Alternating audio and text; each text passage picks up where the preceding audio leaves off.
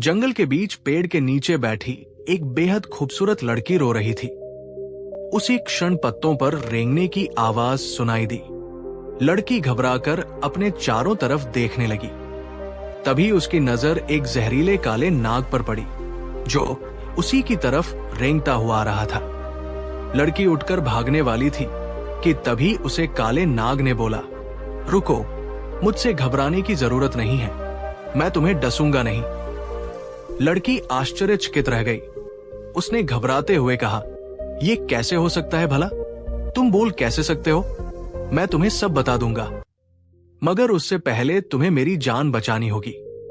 एक शिकारी आदमी मुझे पकड़ना चाहता है। मैं बहुत मुश्किल से उसके चंगुल से निकला हूं। भरोसा करो और अपने दुपट्टे में छुपा लो मुझे। लड़की ने सांप की बात मान ली और अपने दुपट्टे तले उसे अच्छे से छुपा लिया। तभी एक आदमी भागता हुआ सामने से आ रहा था। उसके एक हाथ में कई मरे हुए सांप थे, संगीत तो दूसरे हाथ में एक बड़ी सी लाठी। जब आदमी लड़की के पास पहुंचा तो उसने कहा, तुम इस वीरान जंगल में अकेली क्या कर रही हो? और क्या तुमने किसी काले नाग को यहां से गुजरते देखा है? मैं खाना पकाने के लिए लकड़ियां ढूंढ रही हूं। मैंने किसी भी सांप को यहां नहीं देखा, और वैसे भी मुझे तो सांपों से बहुत डर लगता है। आदमी ने कहा, अगर तुम्हें कोई सांप दिखे तो उसे डंडे से मार देना, क्योंकि वे बहुत जहरीले होते हैं। ये बोलकर शिकारी वहां से चला जाता है। जब लड़की ने देखा आसपास कोई नहीं है, तब उसने दुपट्टे से सांप को बाहर निकाला तो उसने कहा, तुम कितनी दयालु हो, तुम्हारे कारण आज मेरी जान बची। ये उपकार मैं कभी नहीं भूलूंगा। साथ ही मेरा बस एक प्रश्न है, तुम इस वीराने में क्या कर रही हो? और मैंने महसूस किया तुम मां बनने वाली हो। इस हालत में तो तुम्हें अपने घर पर होना चाहिए था। लड़की उदास मन से बोली, मेरी इस दुर्गति का कारण मैं खुद हूं।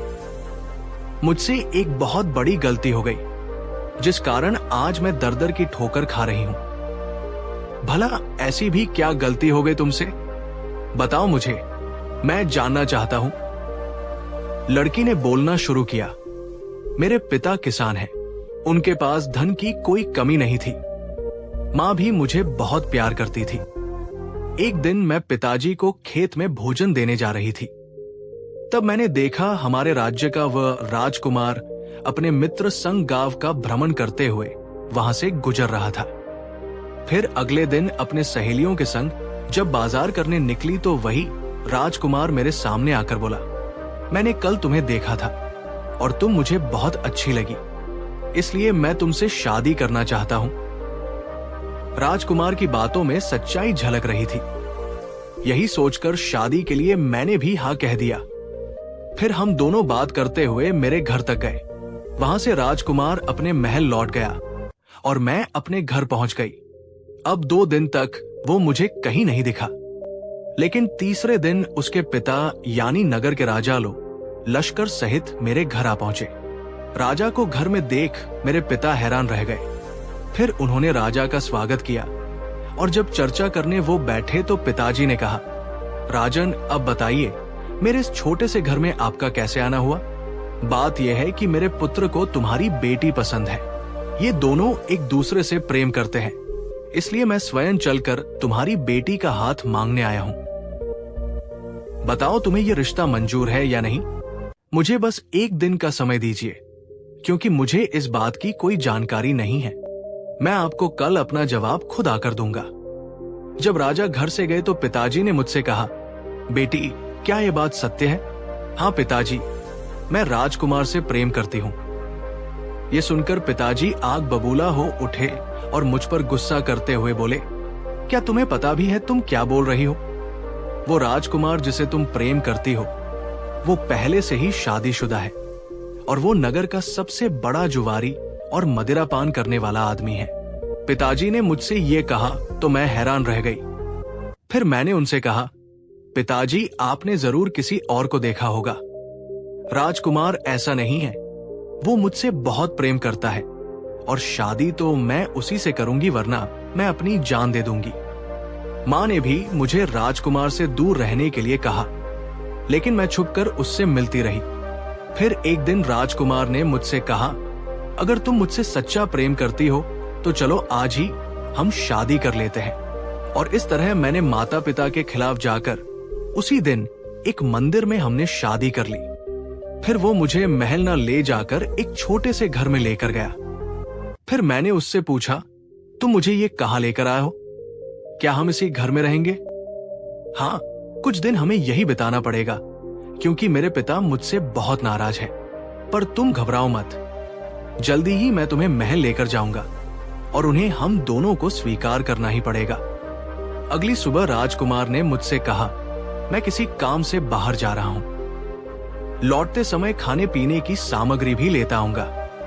तुम यहीं पर रहना और कहीं जाना मत। इतना कहकर वो चला गया। घर में सामान बहुत बिखरा हुआ था, तो मैंने सफाई शुरू की। घर साफ करके जैसे ही मैं लेटी, थकान के कारण मुझे नींद आ गई। फिर कब शाम हो गई मुझे पता ही नहीं चला। जब राजकुमार घर वापस लौटा तो उसने मुझे जगाया। तब हम दोनों ने एक साथ भोजन किया। शुरुआत में उसने मेरा बहुत ख्याल रखा। कुछ दिनों बाद जब मैं गर्भवती हुई तो मेरा पति बहुत खुश हुआ। फिर एक रोज वो मुझे किसी औरत के पास लेकर गया जो पेट छूकर ही बता देती थी कि गर्भ में पल रहा बच्चा बालक है या बालिका। औरत ने मेरे पेट को छू कर देखा और पति से कहा, तुम्हारी पत्नी के गर्भ में एक लड़की है। ये सुनकर उसके चेहरे पर बस खामोशी थी।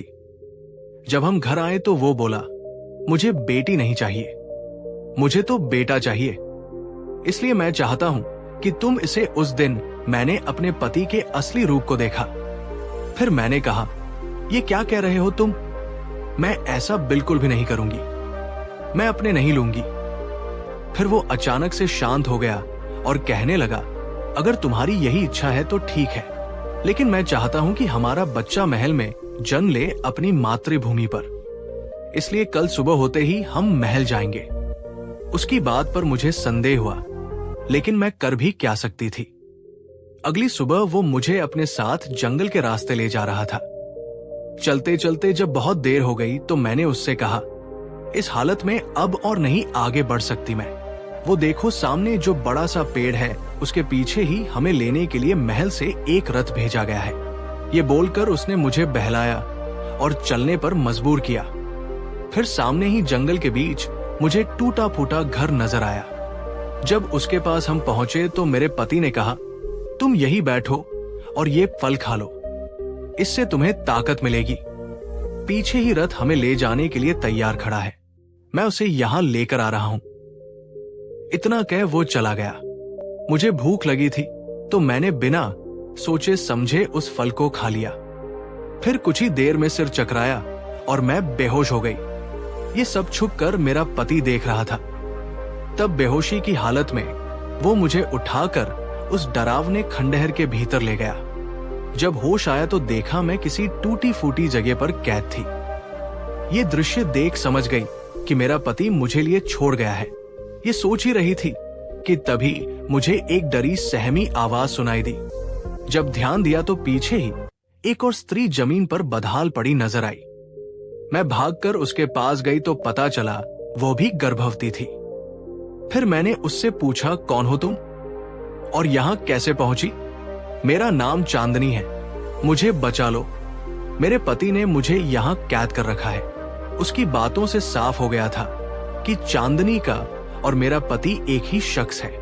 और जब नजरें घुमाई तो मैंने पाया कि हमारे आसपास कई मानव हड्डियां पड़ी थी, जिसे देख साफ पता चल रहा था कि हम कोई पहले शिकार नहीं है उसके। अब तुरंत ही मैंने बाहर निकलने के लिए रास्ता ढूंढना शुरू किया, मगर वो जगह पूरी तरह से बंद थी। वहां से निकलने का कोई रास्ता दिखा नहीं मुझे। तभी मेरा पति आया और बोला, यहां से निकलने की सोचना मत। ये जो हड्डियां पड़ी देख रही हो, उन्होंने भी भागने की कोशिश की थी, लेकिन सब मारे गए। अब तुम भी यही मरोगे। मगर तुम ऐसा कर क्यों रहे हो? मेरा कसूर क्या है? और वो औरत जो वहां पड़ी है, उसने क्या बिगाड़ा है तुम्हारा? तुम दोनों का ये कसूर है कि मैंने तुम्हें पहले ही कहा था मुझे बेटी नहीं चाहिए, लेकिन तुमने मेरी बात नहीं सुनी, इसलिए तुम दोनों मरोगी। फिर उसने जबरदस्ती मेरा हाथ एक जंजीर में बांध दिया और वहां पड़ी दूसरी औरत का भी। हमारी मौत सुनिश्चित करने के बाद वो शैतान आदमी चला गया, लेकिन मैंने हार नहीं मानी। अपनी पूरी ताकत से जंजीर को खींचती रही। उस औरत ने भी अपनी बची हुई ताकत लगाकर मेरी मदद की। आखिरकार जंजीर को तोड़कर मैं आजाद हो गई। फिर मैंने उससे कहा, चांदनी, मैं गांव वालों को लेकर आती हूं, तुम घबराना मत। मदद के लिए जंगल में मैं इधर उधर भटक रही थी। तभी देखा मेरा दुष्ट पति हाथ में कुल्हाड़ी लिए सामने से आ रहा था। मैं तुरंत एक पेड़ के पीछे छुप गई। अब मुझे उस औरत की चिंता होने लगी, क्योंकि मेरा दुष्ट पति उसी तरफ जा रहा था। जब वो कुछ दूर चला गया तो मैं अपनी पूरी क्षमता से भागी। भागते भागते मैं किसी नदी किनारे पहुंची, जहां कुछ लोग मछलियां पकड़ रहे थे। मैंने उनके पास जाकर कहा, मदद करो, हमें बचा लो। एक आदमी है जो मुझे और वहां एक दूसरी औरत को मारना चाहता है। अगर तुम हमें ले चलोगी तो हम तुम्हारी मदद जरूर करेंगे। बस फिर क्या, सभी लोग हाथ में लाठी डंडे लिए मेरे पीछे से चलने लगे। जब लोगों के साथ में उस डरावने घर में पहुंची तो देखा मेरा पति दीवार तोड़कर वहां से भाग निकला। कुछ लोग उसे मारने के लिए डंडा लेकर पीछे भागे। अब उस औरत को जंजीरों से आजाद किया। फिर गांव वालों की सुरक्षा में हम नदी किनारे पहुंचे, जहां नाव में मैंने उसे बिठाया और कहा, अब तुम आजाद हो, अपने घर जाओ। चांदनी बोली, क्या तुम्हें अपने घर नहीं जाना? इस खतरनाक जंगल में तुम क्या करोगी? मैंने बहुत बड़ी गलती की है, इसलिए मैं अपने घर कभी नहीं लौट सकती। मछुआरे ने नाव चलाना शुरू किया। फिर चांदनी को मैंने अलविदा कहा। उसके जाने के बाद अगले 4 दिनों तक मैं अकेले जंगलों में भटकती रही। उस पाखंडी से शादी करना मेरी जिंदगी की सबसे बड़ी भूल थी। अब मैंने तुम्हें अपने बारे में सब कुछ बता दिया। वाकई तुम तो बहुत साफ दिल की हो और हिम्मत वाली भी। तुमने जो मुझ पर उपकार किया है, उसके बदले मैं भी तुम्हारे लिए कुछ करना चाहता हूं। मैं इस जंगल के चप्पे चप्पे से वाकिफ हूं और मैं एक जगह जानता हूं जहां तुम्हें रहने के लिए छत मिल सकती है। अगर तुम चाहो तो मैं तुम्हें वहां लेकर जा सकता हूं। लड़की ने भी हक कहा और शाम को हाथ में लिए उसके बताए अनुसार रास्ते पर चलने लगी। फिर थोड़ी देर बाद वो झोपड़ी के पास आ पहुंचे। अंदर जाने के बाद देखा झोपड़ी थोड़ी गंदी थी। उसने संगीत तुरंत साफ सफाई शुरू की और उस जगह को रहने लायक बना दिया। फिर कुछ दिन यूं ही बीत गए। वो अकेली बैठी हमेशा यही सोचती, संगीत रहती और भगवान से कहती थी, हे प्रभु, मैंने अपने माँ बाप की बात नहीं मानी, जिसकी सजा मुझे मिल रही है। दुनिया में केवल एक माँ बाप ही होते हैं जो अपने बच्चों की भलाई के बारे में सोचते हैं। मैंने उनकी बात ना मान के गलती की, मुझे क्षमा करे प्रभु। फिर वो दिन आ गया जब बच्चे का जन्म होना था। उसके पेट में अचानक से दर्द होने लगा। वो बेसहारा अकेली प्रसव पीड़ा से तड़पने लगी। उसकी चीखों से पूरा जंगल गूंज उठा, लेकिन मदद करने वाला वहां कोई नहीं था। बहुत देर तक चली संघर्ष के बाद उसने 2 सुंदर सी लड़की को जन्म दिया। तभी सांप वहां आया और बोला, देखो, ये भगवान की कृपा ही तो है जो तुमने एक की जगह 2 बच्चों को जन्म दिया। अब तुम अकेली नहीं हो, इस बात की खुशी है मुझे। और एक बात, क्या तुम्हारा नाम जान सकता हूं मैं? मेरा नाम सरिता है। इस नाम से तुम मुझे बुला सकते हो। अब सांप उन दोनों बच्चों का ख्याल रखता और इसी तरह दोनों हंसते खेलते बड़े हो रहे थे। फिर एक रोज जब सरिता खाना पका रही थी, तभी वो सांप रेंगता हुआ उसके पास आया, जिसे देख वो बोली, तुम कहां से इतनी जल्दी में आ रहे हो? आज बहुत खुशी का दिन है तुम्हारे लिए, क्योंकि तुम्हारे दुश्मन को मैंने सजा दे दी है। उसे डसकर ये सुन वो घबराते हुए बोली, तुमने किसे काट लिया? किसकी बात कर रहे हो? मुझे यकीन है कि जिसे मैंने काटा है वो तुम्हारा ही पति है। तुम्हें कैसे पता चला कि वो नगर का राजकुमार है? मुझे नहीं मालूम था, लेकिन वहां खड़े एक सिपाही ने जब उसे राजकुमार कहा तो मैं समझ गया। हो ना हो, ये वही वैशी दरिंदा है जिसने तुम्हारी जिंदगी खराब करने की पूरी कोशिश की थी। फिर मौका मिलते ही मैंने उसे डस लिया और वहां से भाग निकला। अब सरिता को उसकी बात पर यकीन हो गया था। फिर खुश होने के बजाय वो गुस्सा होकर कहने लगी, ये तुमने बहुत ही गलत किया, क्योंकि जिस राजकुमार को तुमने काटा है अब उसकी एक संतान है। वो एक बच्चे का पिता बन चुका है। कल मैं जब बाजार गई तभी उसे बच्चे के साथ वहां देखा था। अब तुम ही बताओ, क्या ये अच्छा हुआ कि हमने एक बच्चे से उसके पिता को छीन लिया? मुझे नहीं पता ये सही था या गलत, लेकिन बदला लेने का यही सही मौका था। इसलिए मैंने उसे डस लिया। देखो, मैंने अपने जीवन में बहुत बड़ी गलतियां की है। मैं नहीं चाहती कि एक और गलती करके किसी बच्चे को अनाथ कर दूं। अब तुम मुझे बताओ कि उसे ठीक कैसे करा जाए। तुम्हारे जहर का तोड़ बताओ मुझे। फिर ना चाहते हुए भी सांप ने अपने जहर को खत्म करने वाले जड़ी बूटियों के बारे में बताया। सरिता ने जंगल में तुरंत सभी औषधियां इकट्ठा की और भागते हुए राजकुमार के पास पहुंची।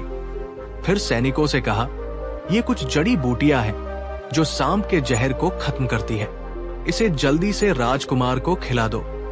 जड़ी बूटियां गले से नीचे उतरते ही उसे होश आया तो कहने लगा, क्या हुआ था मुझे? मैं जमीन पर क्यों पड़ा हूं? आपको एक जहरीले सांप ने काट लिया था। ये जो पीछे औरत खड़ी है, इसी ने आपकी जान बचाई। कौन औरत? मुझे तो कोई दिख नहीं रही। तब सभी आश्चर्यचकित होकर इधर उधर देखने लगे। इधर सरिता सबकी नजरों से छुपकर वहां से घर की तरफ लौट गई थी। दूसरी तरफ जब राजकुमार महल पहुंचा तो अपने बच्चे से दोबारा मिलकर उसे समझ आया कि जीवन कितना अनमोल है, और साथ ही उसे अपने किए का पछतावा भी हो रहा था। इसी तरह 19 साल बीत गए। अब सरिता बूढ़ी हो गई और उसकी दोनों बेटियां अब जवान शादी योग्य हो चुकी थी। और इतने सालों तक वो सांप भी इस घर में मौजूद रहा, माँ बेटी की रक्षा करने के लिए। फिर एक दिन सरिता ने सांप को बोला, तुम्हें याद है, मैंने उस शिकारी से तुम्हें बस एक बार बचाया था, और देखो बदले में तुमने अपनी पूरी जिंदगी मेरी हिफाजत की। तुम्हारा ये एहसान मैं इस जन्म में तो नहीं चुका पाऊंगी। सांप कुछ बोलता कि तभी किसी के रोने सिसकने की आवाज जंगल में गूंज उठी। सरिता तुरंत ही आवाज का पीछा करने लगी और उसने सोचा, ये जो कोई भी रो रहा है इसकी आवाज में बहुत दर्द है, जैसे जमाने ने इसे ठुकरा दिया हो। फिर वो रुक कर देखती है कि सामने एक बूढ़ा आदमी पेड़ के नीचे बैठा रो रहा था। जब सरिता ने पास जाकर उसे देखा तो उसकी आंखें खुली की खुली रह गई, क्योंकि सामने जो बूढ़ा आदमी था वो उसका पति यानी नगर का राजा निकला। फिर बूढ़ा उसके पैरों पर गिर पड़ा और कहने लगा, सरिता मुझे माफ कर दो। देखो वक्त ने क्या खेल खेला। मैंने जिस पुत्र के लिए इतना सब कुछ किया, उसने मुझ पर जुल्म ढाए और मुझे राजपाट से बाहर कर दिया। मुझे भगवान पर पूरा यकीन था। तुमने जो मेरे साथ मंदिर है उसके बीचों बीच जमीन में बहुत सारा खजाना देखा मैंने। तुम वो सब लेकर शहर चली जाओ और वहां एक घर खरीद लेना। बेटियों के लिए अच्छा सा वर ढूंढकर उनकी शादी भी कर देना। इतना कह सांप ने अंतिम सांस ली और इस दुनिया से हमेशा के लिए चला गया। सरिता ने उसे घर के पास दफना दिया और खजाना लेकर वो शहर चली गई, जहां उसने एक बहुत सुंदर घर खरीदा और अपनी दोनों बेटियों की शादी बहुत धूमधाम से की। शादी इतना भव्य था कि पूरा नगर देखता रह गया। अब सरिता अपनी जिम्मेदारियां निभा चुकी थी। फिर एक रोज वो घर में अकेली बैठी अपने पुराने दिनों के बारे में सोच रही थी। सांप को याद करते हुए आखिर में उसने राम कहा और अंतिम सांस